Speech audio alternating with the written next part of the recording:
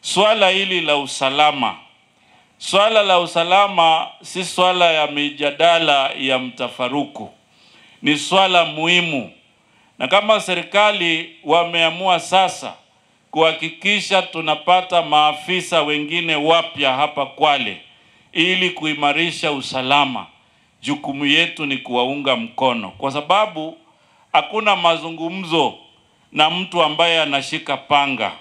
Hakuna mazungumzo na mtu ambaye anashika silaha. Kwa hivyo la muhimu ni kila mmoja tuunge mkono hawa maafisa wa usalama, kila mtu atekeleze jukumu yake bila kulaumiana, ili hii Kwale na Diani iweze kuwa na usalama wa kutosha. Na Kenya nzima Mheshimiwa Rais amehimiza kuwekwe usalama. Kwa hivyo hivi sasa hii county inategemea utalii ndiyo iweze kuwa ni kielelezo ya uchumi. Hakuwezi kuwa na utalii kunawiri wakati wengine wanashika panga.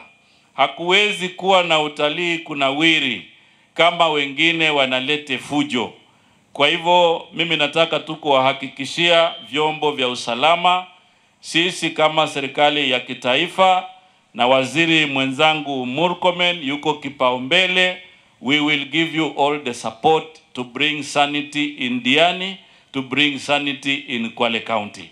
Kwa hivyo ni jukumu ya kila mmoja wetu kuhakikisha tunaunga mkono hizo juhudi, wala zisiingizwe siasa. Kama mtu anakosa network ya kisiasa, asiingize siasa yake kwa mambo ya usalama. Hiyo ni jambo muhimu sana, kwa sababu bila usalama hata Ramadhani hatungefunga vizuri.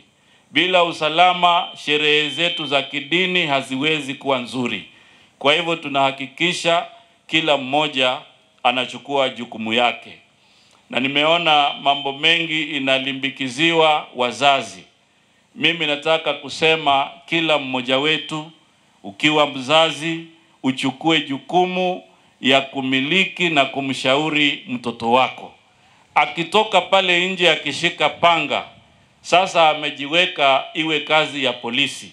Na sasa hapo itakuwa vyombo vya usalama wana haki ya kuhakikisha wamerudisha usalama ndani ya kaunti hii.